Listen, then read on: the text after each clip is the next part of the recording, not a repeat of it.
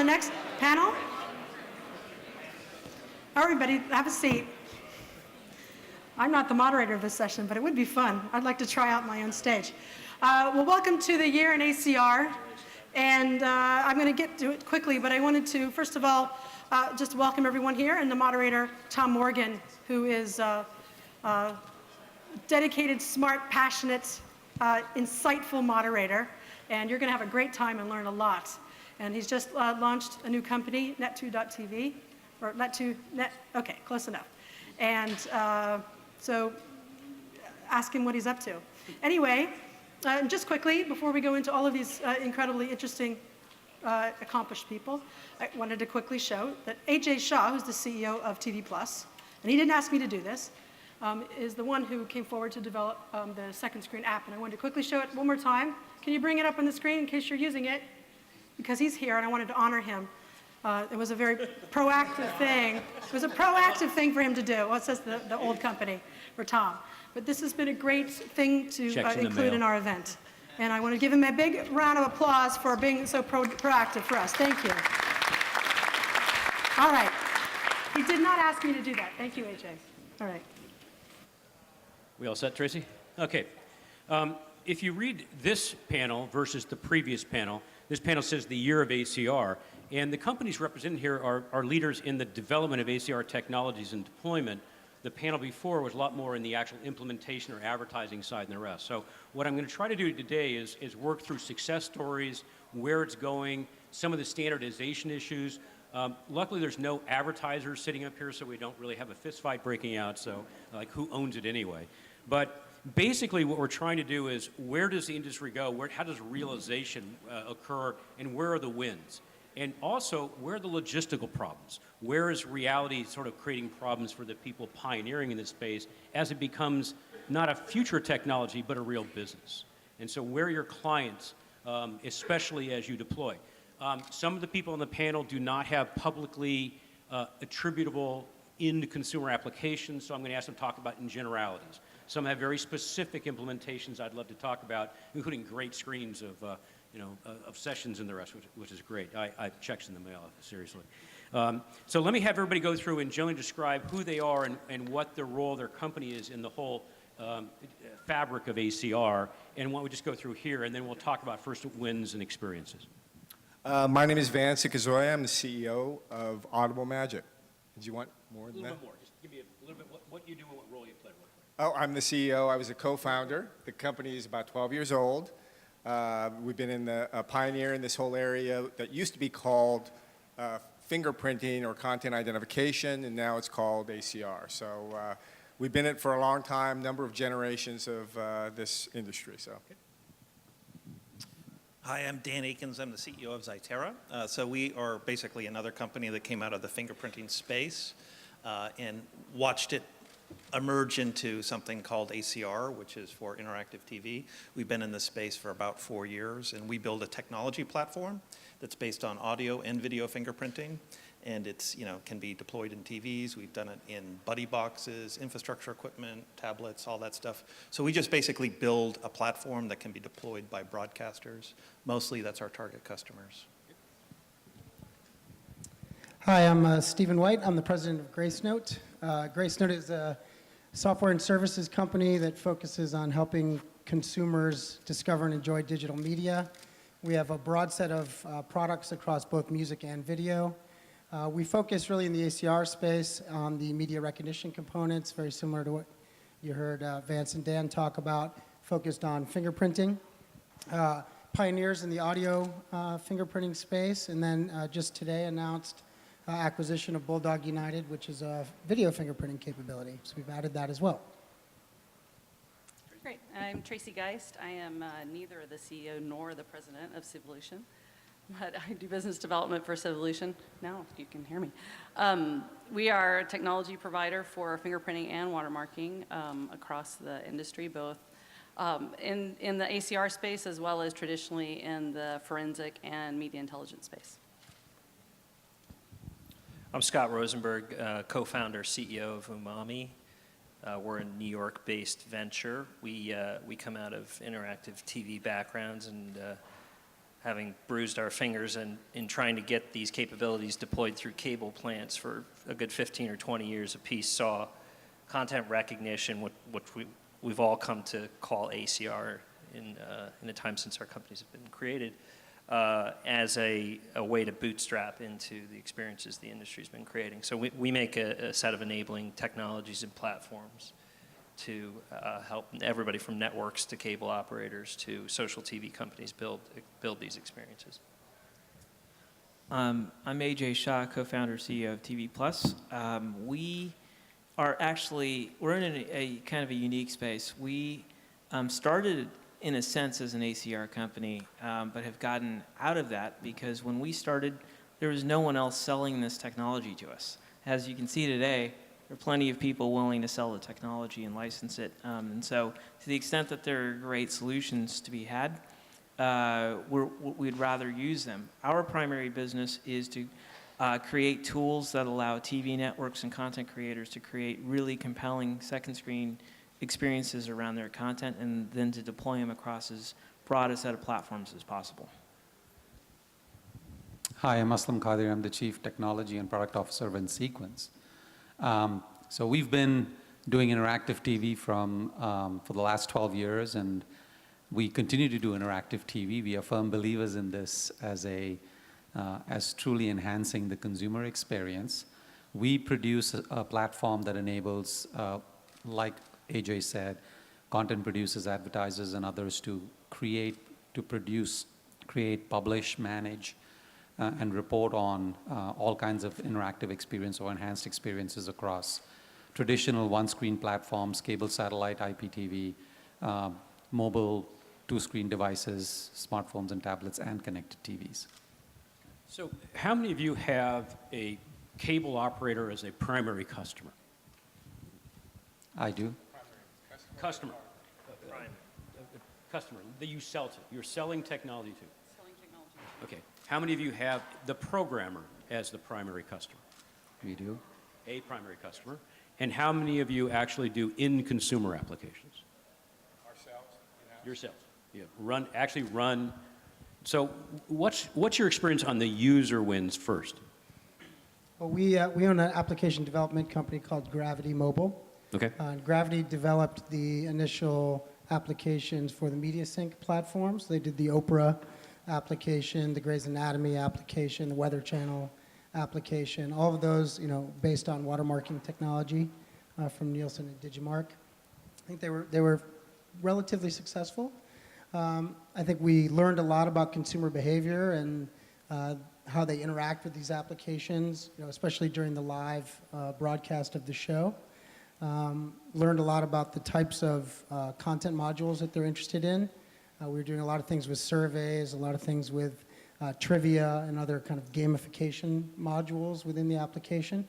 We learned a lot there. And I think most importantly for us as technology providers, we learned a lot about supporting a platform that inserted content real time along with the broadcast. And that's really the primary learning for us.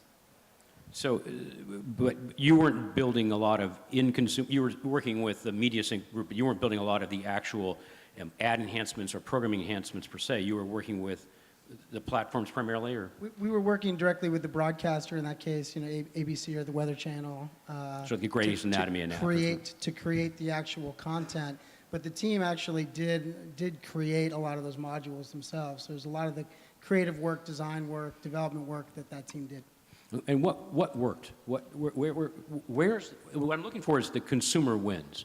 Whether your client or somebody else. TV Plus, you had some great ones I saw that were. Sure. So there are lots of elements that actually do work in terms of the user experience around consumers. The first, and I'll give you some specific examples, but the most important thing is that you have to treat the experience as not something that's an adjunct to the television program, but that seeks to be integrated into the dynamic of the experience. And that's difficult. Not all shows lend themselves to that, and most shows today on television haven't really started with the point where they've contemplated that as a primary part of the experience. That's changing. We see it changing at all levels within the industry where content folks are actually thinking about second screen as part of the storytelling experience. But in the meantime, where you see success is meta level information about the programming. We see really good engagement rates around, what is that song, who's that actor, that type of information, and then polls. We see that polls and any sort of call to action where you're soliciting user feedback, we get 30% click-through rates very routinely on those types of calls to actions. And that's actually gone up over time. So I think that type of engagement is one where the consumer feels like they're participating in the experience of the television program, and they feel more connected with others who happen to be watching the show. So it delivers on both of those themes. So I just want to talk about a few things that we've done over the years on single screen television. And I know we talk about two screen as a separate experience, but the learnings that have come through to us, which we are deploying on working with our customers on two screen and over-the-top connected TV applications, are largely around the fact that if you're serving up synchronous content that's related to the show, we've seen opt-in rates go from between 20 and 40% over a period of a series. And the best part about it is that it doesn't tail off. People will say, hey, it's the first time you see it, you're going to opt in, but second, third, fourth time, it loses its charm. That's not the case, because as the series progresses, what we found is that the opt-in rates keep going up. More and more people discover the capability, the enhancement, the experience, and through the length of a show. And we've done this with a number of different Olympics. We've been doing Olympics apps for like the last 3 or 4 Olympics. We've done it over a number of series that run over, or programs that run over 13 episodes, and we've mapped the take rates. And the take rates, when it's truly engaging synchronized content, go from 20 to 40 to 50%. That's amazing. And that's kind of, I think the challenge is in developing engaging content for me, the consumer, that I will engage in, that enhances my experience. Can I pick a fight? Yeah, please. You said we can fight, but so I think we're getting a lot better. I'm kind of with Aslan. We've been doing interactive television for many years now, and so we've got consumers that are getting good at the behavior, and we're getting better at developing content and things like that. But we're still miserably poor at figuring out a way to make it make money. Nah, that was the next set of questions. It's nice, and a lot of that doesn't sit with us because we're technology providers. But until we can flip the bits and actually make it that user engagement really drive some revenue, we're going to be sitting here 5 years from now having the same conversation, 10 years from now having the same conversation. Yeah. Tom, I just want to get in on that too. Is that, one of the things that we see in why we built a kind of a horizontal platform that people could integrate and build applications on top of was that we knew we weren't the application guys and we weren't going to be able to nail it. But what we knew is there were a lot of people out there who could make use of it. And we found some interesting applications. I mean, some of them are not that interesting interactive-wise, but some of them are, and they draw a lot of eyeballs. There's something coming up this summer where it's an actual game that's developed, and the game doesn't have anything to do with the TV program, but it's actually a company that also owns TV properties. And if you play the game while you watch TV, which has nothing to do with it, the game will do something differently. So now that type of thinking about developing content that is actually a complete experience using the content with the TV program is something I think we're just on the very beginning of. So right now it's mostly bolting on interactivity to the end of the thought process. But if you can get to the early stage and start thinking about this as being kind of a very holistic environment, ACR can just be one of those components. Okay, so I want to come to your browser base. Why don't you jump in? Yeah, I was going to make a comment about that too. But I think on the Tracy's perspective too, I think makes some sense though. I think right now we get some examples, some leading edge people doing experiences and things like that, but we just don't have the scale today. I was going to say we did an app for a consumer for a DVD, and I think the numbers were about 2% of the DVD sales ended up being a download.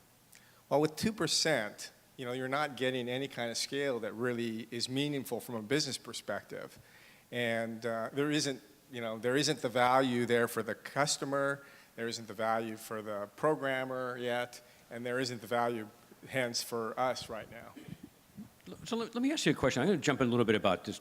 Go ahead and jump in this debate versus talking about success stories and the rest. ACR, in many ways, came out of the audio area of recognizing, hold your phone up and recognize audio. And then a very interesting thing happened along the way on the video side, which was Auditude came out of the MTV lawsuit for Google, for YouTube. And they were using ACR to detect basically ripped off shows that were being posted up. And they said, we can now use ACR to detect those things there and let YouTube pull it down. And then somebody, I don't know who it was, that came up with this brilliant idea that said, well, we can either do that or we can stick an ad in front of, they're still our assets, we can identify them, we can stick an ad in front of them, and suddenly this company, Auditude, had an ad system in front of stolen property on YouTube. I thought it was a brilliant idea. Lawyers got a little sort of paranoid about it. But the debate in the previous panel was basically who owns the inventory. And so the vendors here basically cover most of the ACR inventory enablement with its technologies out there. But if you guys were to set standards and allow the industry to scale, there'd still be a big issue, which is who owns it anyway?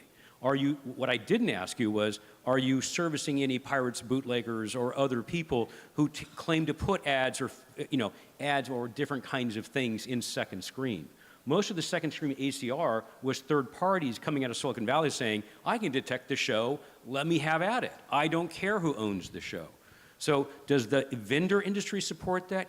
That's why I was asking who your customer is. How do you standardize it? There's still an M in CPM. If we can't scale this business, if you all can't scale the business, they don't have a business. Talk about that. So first, in terms of who owns it, there's sort of the legal and then there's the practical consideration, right? So the legal consideration, I might argue that's it's trans-informative property, and there's a lot that you could do with it that's potentially interesting. But from a practical perspective, I think you're going to have a hard time, to the extent that this becomes a meaningful industry, pulling those ad dollars away from the content owners themselves. And so I think any fair consideration for how this industry grows is going to take into account, in large part, their role in this industry. So I think that, again, that may not be the legal basis for it, but they're going to sure fight as hard as hell as they have to make sure that they don't lose out on that component. Yeah, right. I mean, I think there's what you can do and what you should do, right. and especially what the lawyers are not going to sue you if you do. Yeah, I mean, we get asked like, well, could you detect a Ford spot and serve a GM ad? I'm like, yeah, but who are you going to make happy in that exercise besides that one buyer? So you call that Catalina marketing, right? Yeah. Get to check out with the Pepsi, Yeah. get the Coke ad. Yeah, and I think especially when you go to the second screen, the problem is even more complicated than the Auditude scenario. At least in the pre-roll, detect and serve a companion ad, there's a piece of content that's keeping you there. On the second screen, we have to start by building the kind of experience and content that gets you there in the first place. So then going and doing unnecessarily creative things with the ad inventory and that sets you back in your relationship with the programmers, even less wise, because you need them there to help populate that experience. Yeah, so we have both programming and distribution customers. So from our perspective, the first question we asked when we saw ACR was, is this a disruptive technology or is it a technology that's going to essentially allow a productive evolution of the industry? And in our purview, we essentially took a stand that this is a productive evolution as opposed to a destructive technology, knowing the history of the industry and how things work. And I think, frankly, the jury is still out. Is this a destructive technology? Is this going to disrupt the industry? Is this going to take the 800-pound gorillas that rule this industry and it's going to change things around? Or are they going to essentially hold on to where they are? And frankly, our perspective is at this stage, we have the ability to use this technology to improve, to enhance the consumer's viewing experience, and that's essentially our focus. Yeah, and to add on to that a little bit, when you first brought up, well, who do you sell to? Yeah. I think in general, if you talk to the ACR vendors, we're all going to say we'll sell to everybody. Because I do think that we're still all struggling for where is the market, who's going to control this technology, and who's going to really enable the monetization. And I obviously agree that the programmers and the content owners are really going to play a big role in this. and because it is their content, and they clearly have some views of ownership of that content. But I do believe that monetization could happen in other places. And so I think we are participating in a number of the areas in the ecosystem. And I do see that this ACR is becoming kind of the point of this struggle between all the players, and to see who kind of controls the consumer and that monetization. So in the whole bucket of ACR, we put watermarking and fingerprinting in that bucket, right? So I think a little bit of it depends on the application of the technologies and in which scenario you apply those technologies. So at the moment, fingerprinting is the wild, wild west. Everybody can do it, and I shouldn't say it so flippantly. It's a little bit easier to do from a process standpoint relative to I don't have to disrupt the production process. So I don't have to be in the production workflow. I can do things separate from an engagement with the content owner. And that's fine. So, Into Now, perfect example, right? No relationships there. So I think that most of us in that space have learned that there's a possibility of doing that, but the right way of doing that is engaging both on the content side and the distribution side. In the watermarking world, you have to engage with the content owner and the content owner can watermark their content, and then they're the only ones that can see the watermark or allow somebody else to see it, create their own experience. So there's goodness in that, but there's workflow. So I think what we're going to actually see is a blend at some point of both types of technology being used. So I think we also have to be really careful about the term ACR. Yeah. It's become this kind of blanket term to talk about interactivity and second screen interactivity, first screen interactivity, when in reality the content recognition piece is but a small part of what eventually is going to be an overall ecosystem here. So I think everyone, all the comments made here in response to the question are, we view ourselves as technology providers here as part of that ecosystem. We're developing core components of that ecosystem. Some of us are going further or, staying at certain levels or going further up the stack. But in general, I think we all acknowledge that we can't do this on our own and that we've got to work in conjunction with many other players in the industry, whether it's hardware manufacturers, broadcasters, application developers, or all of the above, and not to mention the advertising community, right, to figure out the answers. Well, correct me if I'm wrong, but ACR was originally, the term was originally an umbrella term that had actually three components, because you had both watermark, you had fingerprinting on the idea that you didn't know what the TV show was. Nobody wanted to share with you what it was. So you did your fingerprint, and then you went over to Tribune Media Services and said, okay, what's playing? Tell me what it is, and I'll associate that fingerprint with that show, and that's how you build your database. And then when you see that show again, you can do something. Then you had watermarking, most specifically the Nielsen Media Sync, which was basically the tone used for measuring ads, was also used to watermark, and you could build, and Media Sync was built around that. And in the world of digital, there's basically going to be meta tagging, which says we do identify the show, we know what it is, and then what you're saying is actually comes true, which is we can enhance all the linear stuff with nonlinear things and everything else. The real answer is there's three technologies here. There's vendor here that are enabling it, but the point I was making in asking you who your customer was is the industry doesn't really know who to sell to, because that fist fight that just about broke out a few minutes ago is perplexing to this group, which is who owns the value add? What do the applications look like? Who owns the inventory? Who owns the right to enhance? Isn't that really the biggest problem that you all face? It's not the biggest problem we faced. In our case, Zytera took a position where we want to work with the content owners because we're a small company. Right. We don't want to be bundled next to a startup necessarily as our biggest customer. So, and we've taken that tack that's worked really well for us, and it's also the people who have the long-term view of wanting to make this work. So the broadcasters themselves and the content owners, and now I see the distributors getting into it. So that's a very, I think, compelling. Wait till the advertiser was sitting in Tracy's seat last time and says, no, I want to go direct. I want to control my own ad. Yeah, I think that's possible, but I do think that. No, I understand, yeah. I think my own feeling is when it gets to be scale, there's going to be a challenge to that. But I don't know. You know, it could be the advertiser says they own it, and that works fine. I think when you actually, but the real problem you run into is that whenever there's a carriage agreement negotiated or wherever there's an ad buy done, that these become business terms for the next deal that gets done. So if eyeballs get, you know, engaged and this becomes a very valuable platform, that's when you see the problem occur. So it's not our biggest problem today by any means. I think our biggest problem today is to actually figure out what the best applications are. And, you know, and one other point I just wanted to cover on this was the standardization stuff you brought up. You know, when we see our customers spend money on this, you know, the smallest component of their spending money is on ACR, is actually the fingerprinting, the technology. The biggest component is the app development. So if you have a platform like InSequence has, like TV Plus has, like Umami has, you know, like the guys at Gravity Mobile had, that is what saved people money. And so the HTML5 type stuff that's going on in ATSC, the work that, you know, broadcasters are doing there and vendors are doing there to make it so you build an app once and it can run on any platform. And ACR is just one plugged-in component that works with it. Right. Talk a little bit about you're putting second screen broadcast people into the actual truck, into the production side. Right. Well, we did that absolutely for the X Factor show that we did. We did the second screen experience for that, and in fact, they hired our content crew to actually produce the companion content directly on the lot to drive you know, that engagement.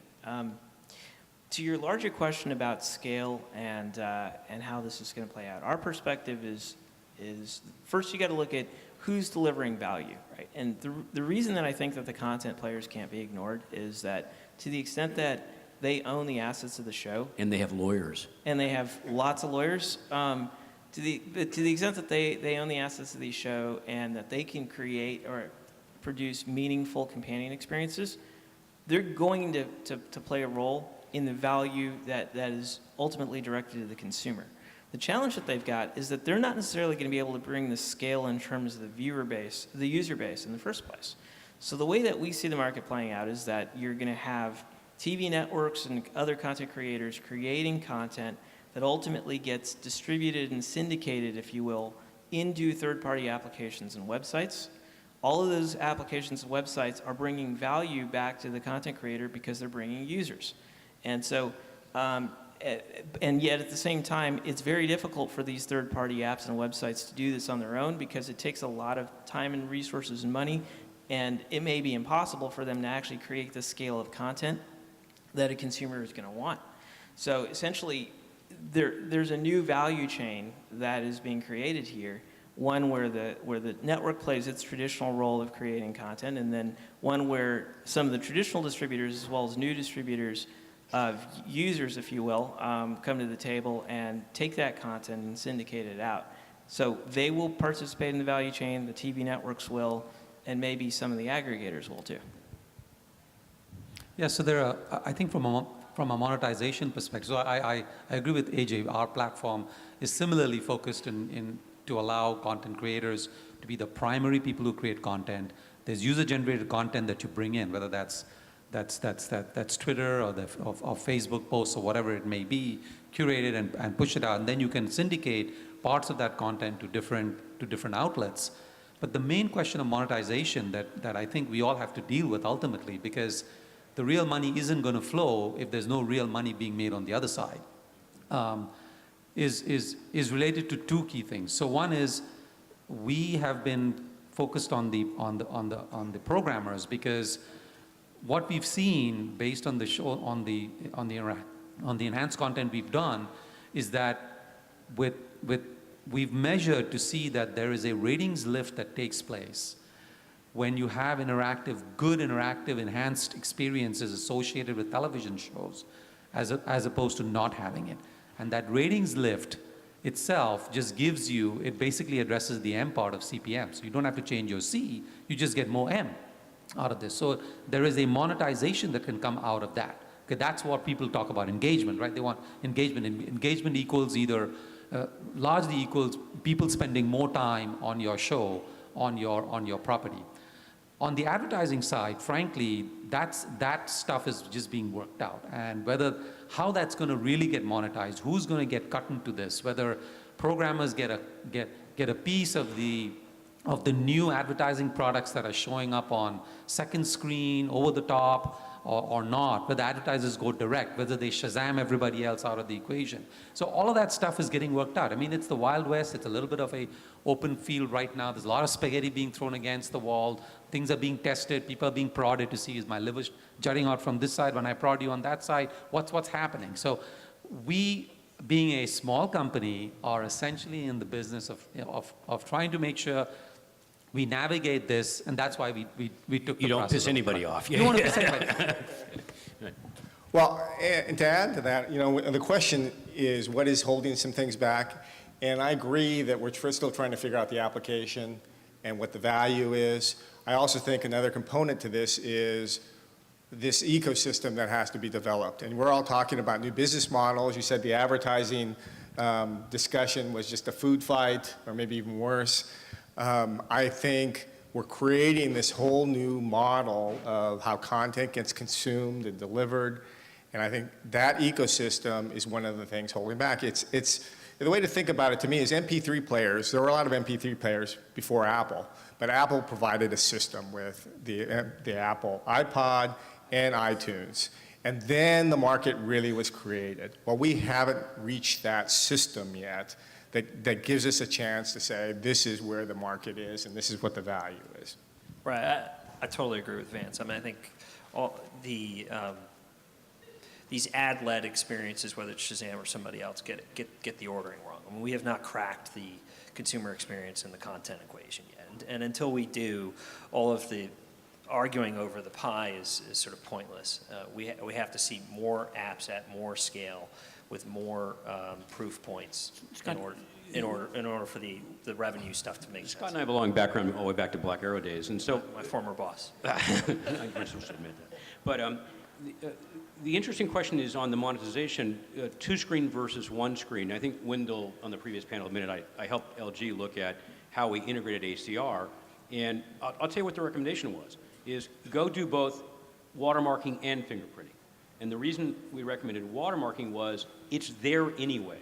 It was called the media sync. It was called the next generation watermark that was used to detect basically C3 ads in broadcast television. And the media sync idea was very interesting because you could leverage something that was already there and not have to work at it very hard. And if the TV could recognize it, it could enhance things like what the Yahoo guys were doing. It could enhance it directly there versus having to go through all this machination to recognize something you don't natively have, fingerprinting, build a database, and then work on the second screen. So where's the winner? If you had your gut call, you're supporting these applications, is integrated single screen, like what Yahoo's doing with that side panel and everything else. Is the smart TV where you're likely to see it? Or is it going to be the iPads? And what does that look like? What's the killer app on that second screen? Is it user control and navigation? Is it advertising? Is somebody finally going to buy the sweater that Jennifer Aniston supposedly wore? I think it's her wheelchair probably, but we're getting kind of late here, guys. But talk to me about where you really see it occurring. Sure. So our perspective is all the technologies have a place, but I think we should be careful about assuming that the video fingerprinting piece can't be fully integrated at the broadcast level, because it can. Yes, agreed. And the creation of that database is much easier, obviously, when the broadcasters are participating there.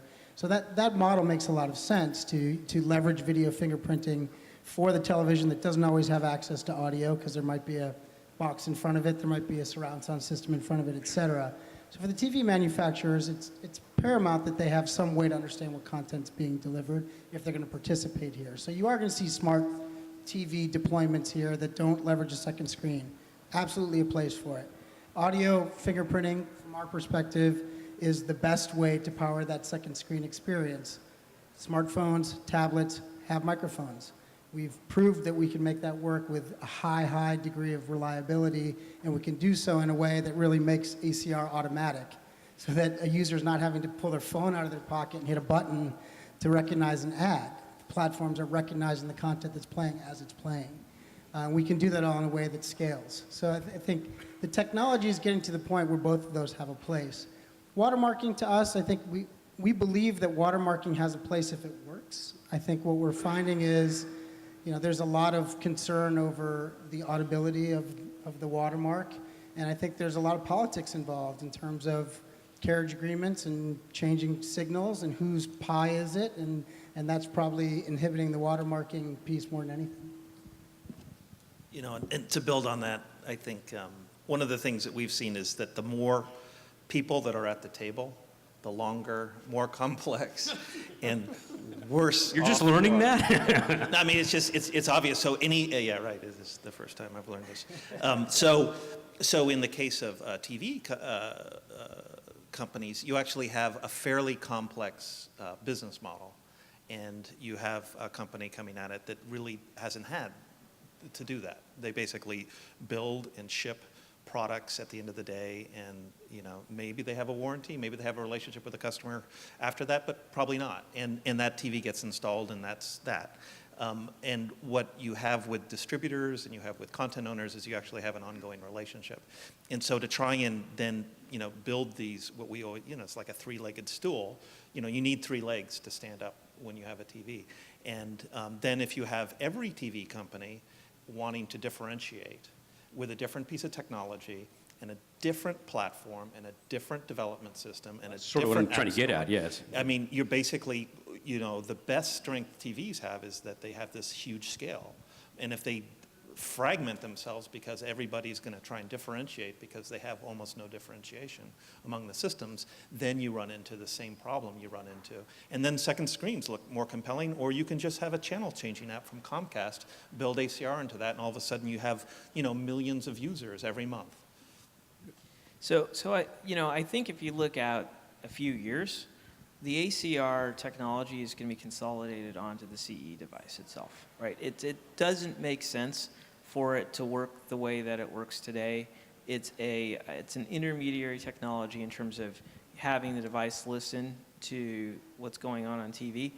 I liken it very much to kind of buffering around video. So the abandonment rate on video that buffers is 75%.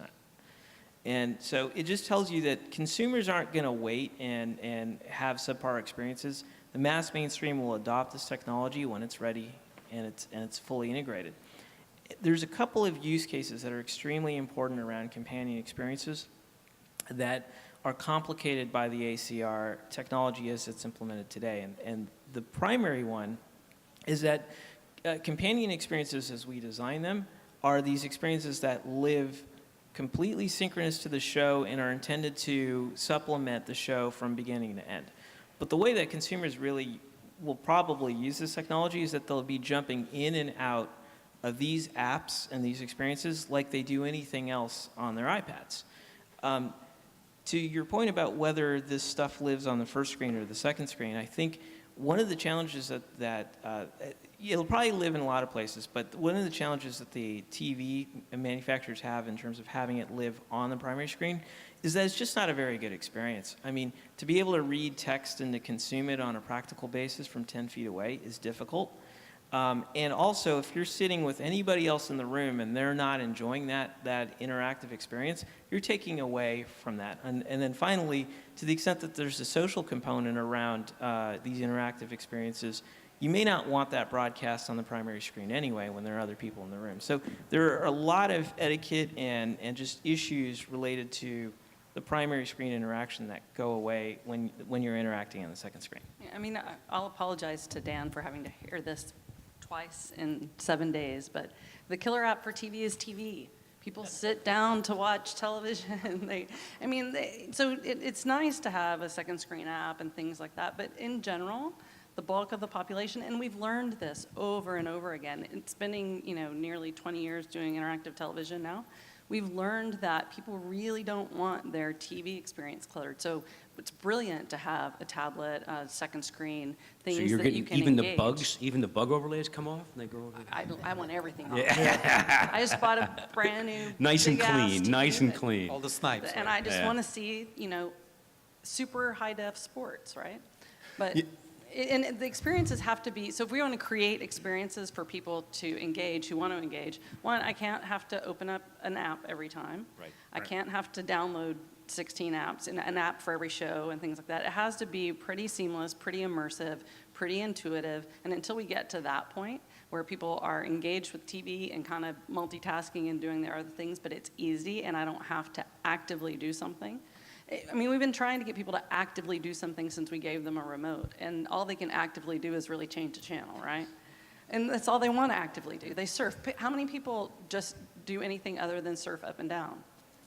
Well, I think there is an evolution going on, though, and to some extent, we need to embrace change that is happening, both in terms of viewing behaviors and preferences, and the fact that technology is enabling that, and the fact that social is coming into the picture, and all of that stuff. So I, for one, I do believe that that the primary screen is a good screen for enhanced experiences if they are done in the right way, because it takes away all the issues of downloading apps, of opening it up when you're watching a show, of making sure your dog is not barking when the sync is happening, and all of that stuff. So that's not to say that the second screen doesn't have a place. The second screen definitely has a place in it, but the most seamless experience should be on the primary screen, but it needs to be tastefully done by the creatives that produce the show and woven into that experience.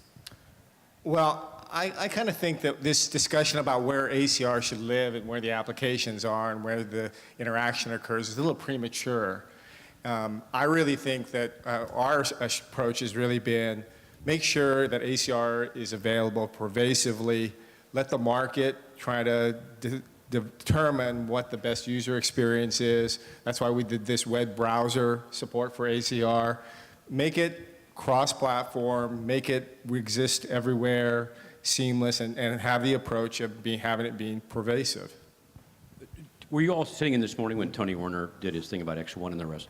And what I was struck by was the smart device was the remote, and the remote being connected to the net and playout was much more important than the playout device because it was the controlling mechanism. And so what about the idea that in the world of cloud television, where both devices are connected, that the synchronization is actually over on the X1 environment, and that becomes very interesting because then it's coordinated. I know it's playing and I know what the app is. I mean, Yeah, is that where we're going? I mean, that's absolutely one of the ways in which this is going to see fruition, and it does solve a number of problems. As an example, it does solve the fact that you do know what you're viewing and what you're navigating. It does solve the problem that you don't have to have an app open for Right. some other app open The because app you've got opens your the main remote navigation control. app. Exactly, it's your remote control. It does solve all of that. And from our perspective, that is a clear platform that we absolutely do support. So yes, that's going to be there. Is that going to be exclusive to having ACR-based implementations that are not driven by the distributor's navigation application? I believe that's going to happen as well. So, but that is clearly a means to overcome some of the hurdles that are Do associated you with catch this. the implications of the idea of remote control channel changing to a blade server sitting in the back end? I mean, you saw the Volkswagen ad with the Super Bowl where the kid standing in front of the Volkswagen and the guy was doing the remote control. Well, imagine, screwing with your kids because you're clear on the other side of the house, changing channels on their TV through, that kind of stuff. Whereas Leslie Ellis, she changed televisions Oh, that was a great, I read that. That was in her office from her home. Yeah, so I changed died laughing when I read that. That was hilarious, Leslie. So one thing it's interesting, Tom, is that, I don't know if this is working, but yeah, okay.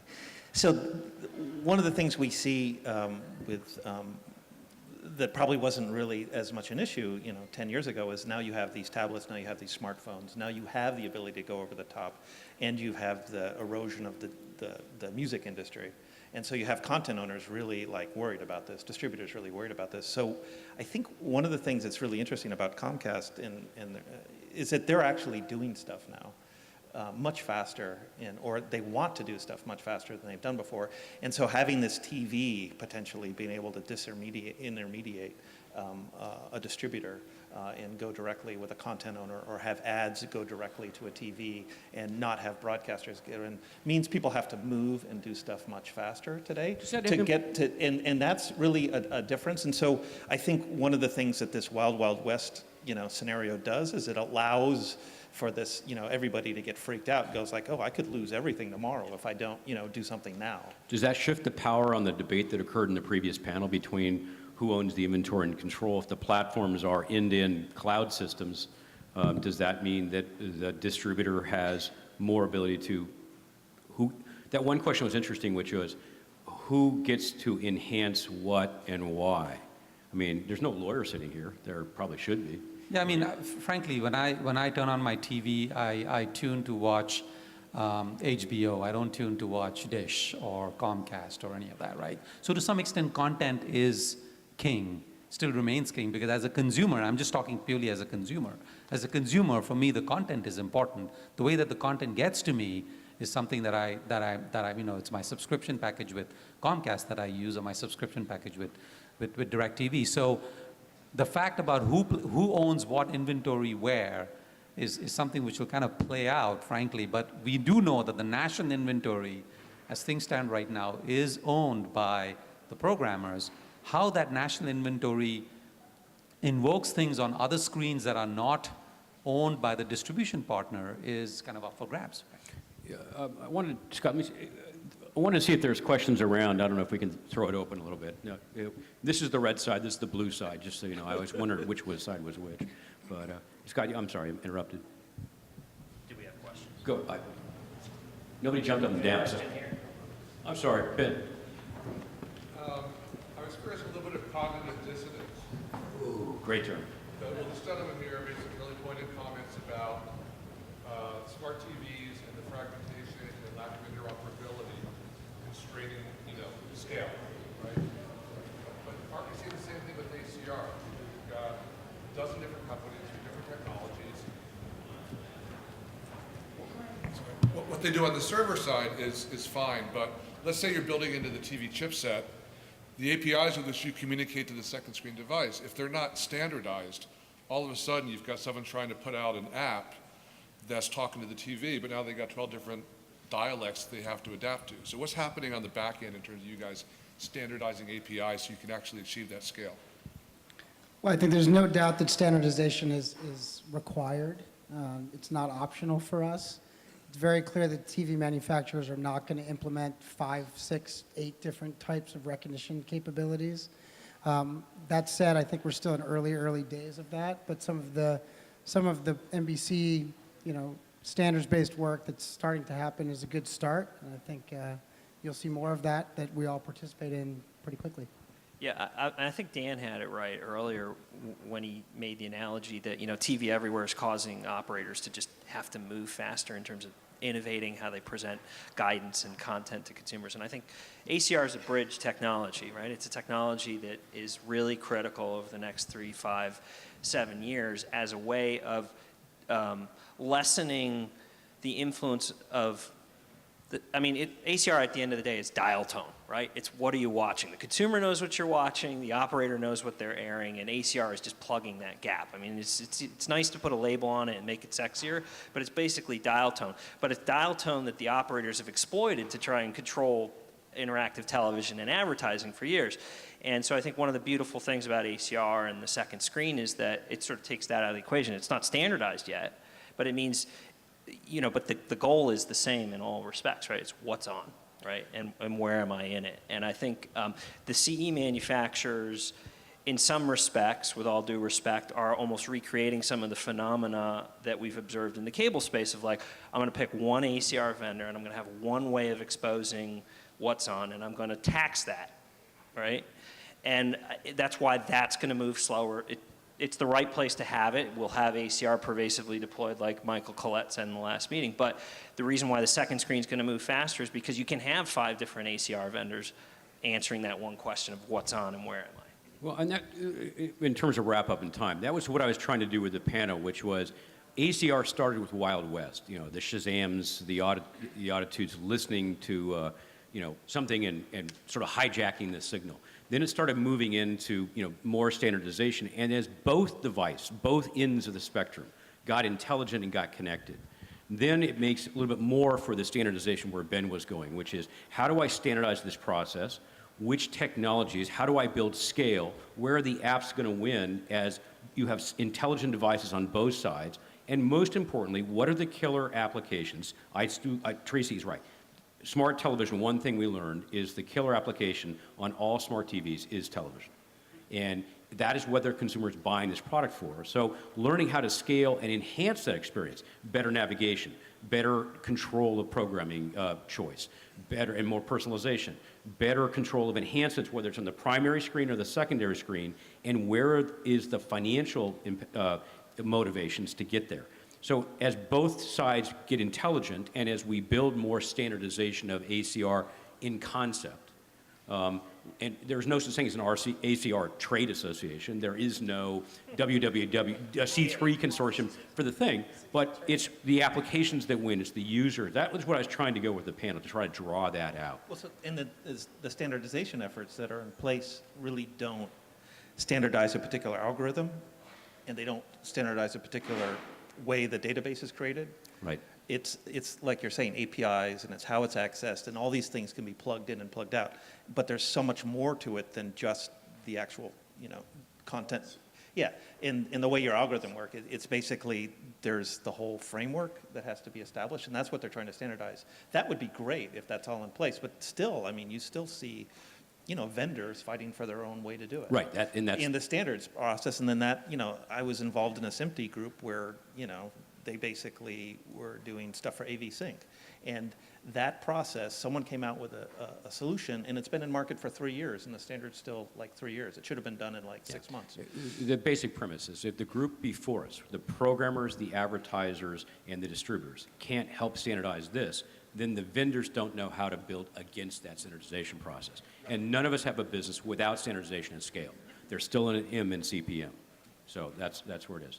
Thank you for your time. It was very engaging. It's a very complex set of issues, and we're evolving. So this is the year of the ACR, and we'll keep at it until we get it right. Thanks very much.